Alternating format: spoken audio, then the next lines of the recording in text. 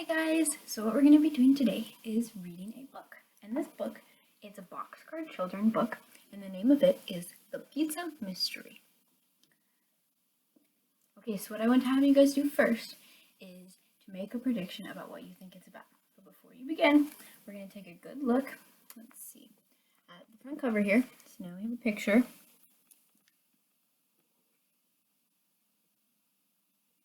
And then I'm going to read you the back of the book, and we're going to use that to base our prediction on. All right, here goes the back. One warm night, 4 children stood in front of a bakery. No one knew them. No one knew where they had come from. Henry, Jessie, Violet, and Benny used to live alone in a boxcar. Now they have a home with their grandfather, and they're helping out in a pizzeria.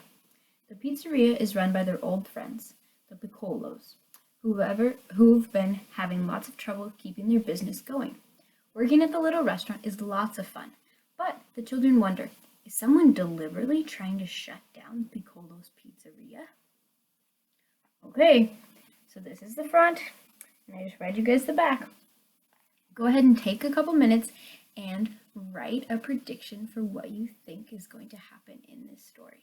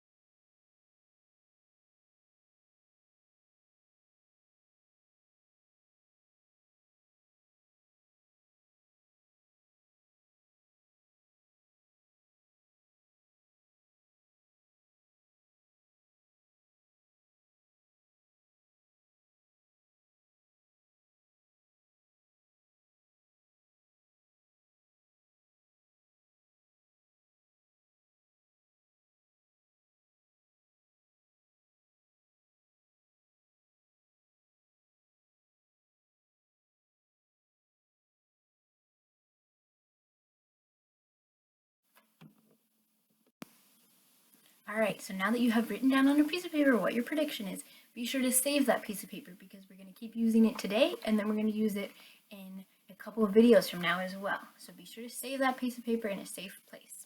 And now I'm going to read you guys chapter 1. Sorry, you couldn't see that, but there's no pictures. If there's a picture, I'll make sure you can see it. Alright, the title of this chapter is Not Hungry. 4 children and 1 dog were sound asleep in a roomy black car.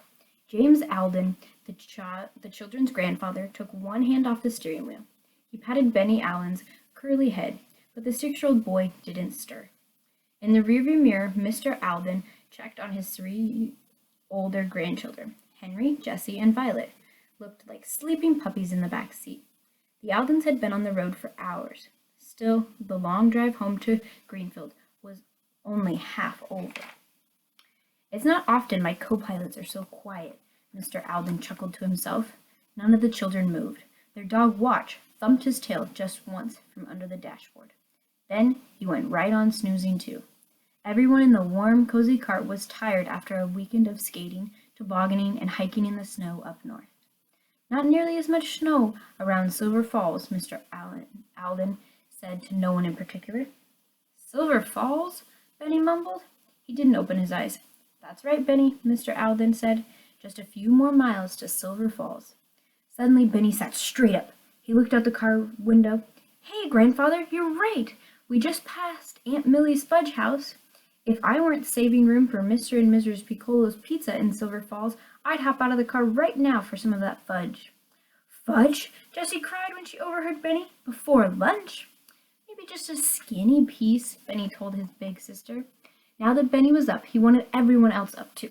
Come on, Watch! Go wake Henry, boy! Watch knew very well that his dog nap was over. He yawned a wide, toothy yawn, then shook himself awake. Whoa, boy, whoa! 14-year-old Henry said when he felt Watch step all over him. He yawned a big yawn too. He had been up since 5:30 that morning, packing the car with the Alden snowshoes, cross-country skis, and toboggan. And the toboggan had taken him and Jessie a long time. Not that they minded. Like all the Aldens, they enjoyed hard work. Only 10-year-old Violet was still napping. Watch gave Violet a lick on the cheek, and her long brown lashes fluttered open. That tickles, Violet said when she woke up with a sweet, dreamy smile. Entering Silver Falls, 12-year-old Jessie announced. She smoothed her long brown hair. Then she gathered up the books and games scattered across the back seat. She found a lumpy toy bear.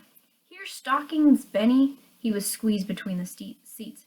Benny reached back and grabbed his favorite old bear and gave his favorite old bear a hug. He had many new toys since Grandfather Alden had adopted the children after their parents died. But Stockings was special.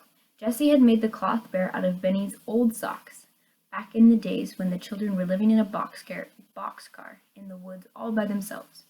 Now, just like the children, Stockings had a comfortable home with Mr. Alden, too. Violet gathered up her box of art supplies and work bag now that they were getting near Silver Falls. May we stop at Tom's gas station, Grandfather? Violet asked. We always do. Indeed we do, Mr. Alden slowed down. Why, Tom Morgan would never forgive us if we didn't stop by to fill up on some gas. Or bubble gum, Benny cried out. He jiggled a pocket full of change. I saved 12 pennies for that old gumball machine. That's 12 chances to win one of the foil-covered gumballs and get a free treat.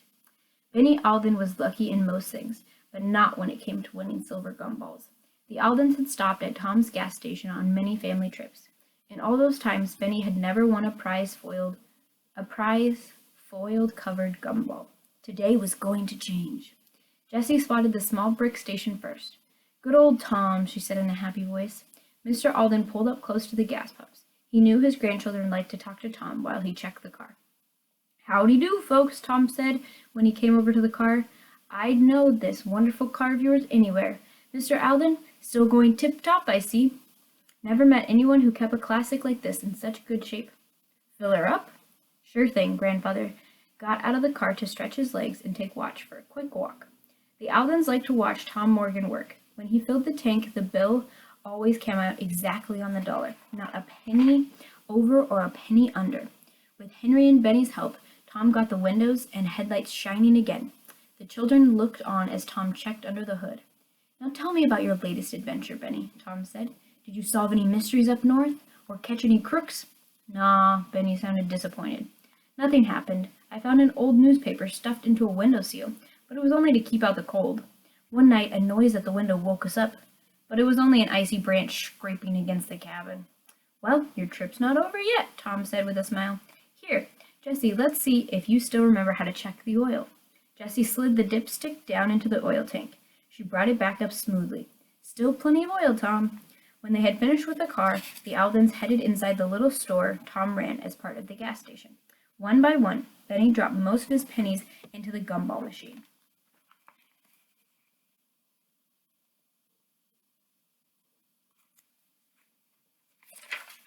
He twirled the crank as fast as he could.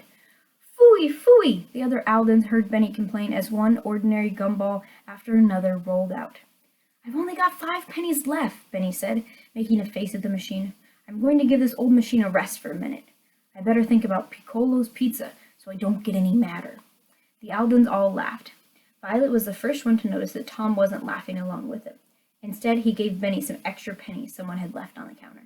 Here, Benny, he said in a quiet voice. Maybe this will help you. I'm not so sure how things will be when you stop at Piccolo's pizza. Jessie stared at Tom. Her big brown eyes were full of questions. What is it, Tom? Is something the matter with Mr. and Mr. Piccolo? Tom looked sad and puzzled. The Piccolos are having a hard time keeping the restaurant going, he said. Nobody can figure out why. For the last couple of months, they've been keeping very irregular hours. Sometimes they're not open at... Before Tom could finish, everyone heard a loud car horn honking. Watch pulled on his leash and barked. Tom dropped the Alden's money on the counter without even ringing up the bill. He walked out to the big fancy car that was making all the noise. Quiet, Watch, quiet, Jessie said. Even when he didn't want to, Watch always obeyed Jessie. He lowered his bark to a growl. Outside, a tall, annoying-looking man got out of the car. He stood over Tom and shouted orders. The Aldens could hear every loud word from inside the station. Check the oil, then the water, and don't forget the windows. Benny took his last few pennies. Slowly, he put one after the other in the gumball machine. He was just about to turn the crank after the last penny when the man burst into the station. Is there a soda machine in this place? He shouted as if the Aldens were supposed to serve him. Without waiting for an answer, the man shoved some coins into the soda machine. He popped the top off the can. After a couple of big gulps, he left the half-full can on a shelf. At the counter, the man shifted from one foot to another. What's the dog doing here? He asked when Watch growled at him. Henry tugged at Watch's leash and took him outside. Even that didn't stop Watch from growling. Come, children, Mr. Alden said. Let's get going to Piccolo's. The sooner we get there, the sooner we get some of the good pizza we came for. Don't count on it, the man spat out. You'll be lucky if it's even open. Before the Aldens could try to figure this out, Tom came back into the station. All set, Mr. Irons. Let me get these folks on the road, then I'll write up your charge. I'm in a hurry, the man snapped. He slapped down a pile of bills on the counter. Oh, and take out money for a pack of gum. What kind would you like, Mr. Irons? Tom asked. The man didn't bother to answer Tom's question. Forget it. He reached in the pocket of his long black overcoat for a coin, then stuck it in the gumball machine. Wait! I still have a penny in there, Benny cried. It was too late. The man turned the crank and a silver gumball rolled out. Ha! My lucky day, the man said with a rude laugh. I guess you owe me that pack of gum for free. Make it spearmint. Tom wasn't about to jump at these orders. Sorry, but that is this boy's ball. If he said he put a penny in there, I'm sure he did. It's his prize. The man pushed the door open and shouted on the way out, Never mind, I hardly need a free prize. Everyone heard the man's fancy car roar out of the station. The big car barely missed Tom's red tow truck. Who is that, Tom? Grandfather asked. That's the new manager of the Mighty Mufflers factory, Tom said. He's been running things while the owner, Mrs. Sturgis, is traveling on business. Problem is, he seems to think he can run things over here, too. Just because the company set up a charge account at my station. I'd almost rather not have the account. Tom turned to Benny and handed him the prize silver gumball.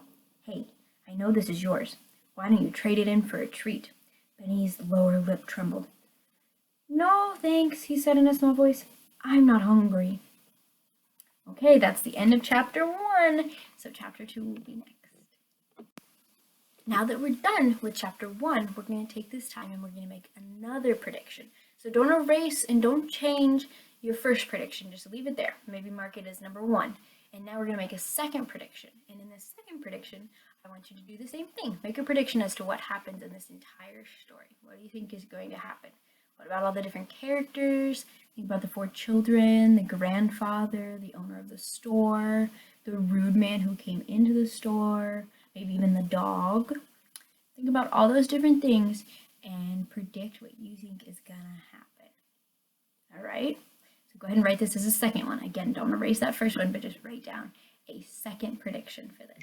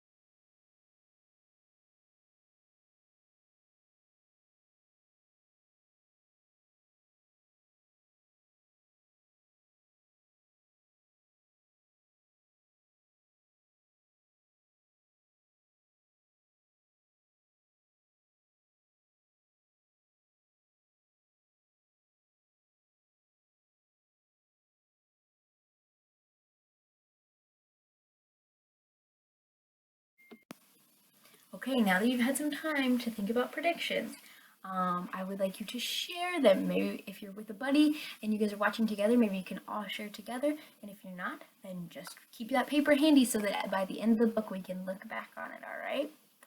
So thank you guys for reading. That was chapter 1, and we will keep reading on after this. All right, bye guys.